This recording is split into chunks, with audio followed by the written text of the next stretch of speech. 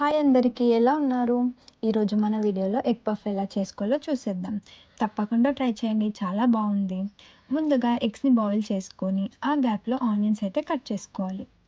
ఆ తర్వాత stove on చేసి ప్యాన్ పెట్టి దాంట్లో ఒక 2 టేబుల్ స్పూన్ ఆయిల్ పోసి, కొంచెం ఆవాలు, జీలకర్ర వేసి, అందులోనే కట్ చేసి పెట్టుకున్న ఆనియన్స్ వేసి, ఒక 2 మినిట్స్ ఫ్రై చేయాలి. ఇప్పుడు దాంట్లో కొంచెం సాల్ట్ వేసి, మరొక 2-3 మినిట్స్ ఫ్రై అవ్వనివ్వాలి.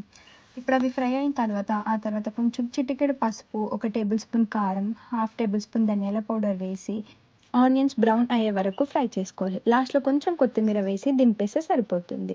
నెక్స్ట్ మన మెయిన్ స్టెప్ పఫ్ పేస్ట్రీ. ఇది సూపర్ మార్కెట్‌లో దొరుకుతుంది రెడీమేడ్. ఇప్పుడు పఫ్ పేస్ట్రీని నీట్‌గా కట్ చేసి, ఇది అయితే మాకు 6 పీసెస్ వచ్చాయి.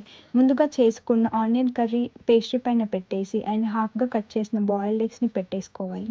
ఆ తర్వాత ఓవెన్‌ని ముందుగానే కొంచెం ప్రీహీట్ చేసుకొని, ఆ తర్వాత 220 డిగ్రీస్‌లో 15-20 మినిట్స్ బేక్ చేసుకోవాలి. 15-20 మినిట్స్ తర్వాత మన పఫ్ అయితే చాలా చక్కగా క్రిస్పీగా మంచి టేస్ట్‌లో అయితే వచ్చాయి. ట్రై చేయండి. చాలా బాగుంటుంది. తప్పకుండా ట్రై చేయండి. ఈ రోజుకి signing off and stay tuned for more videos.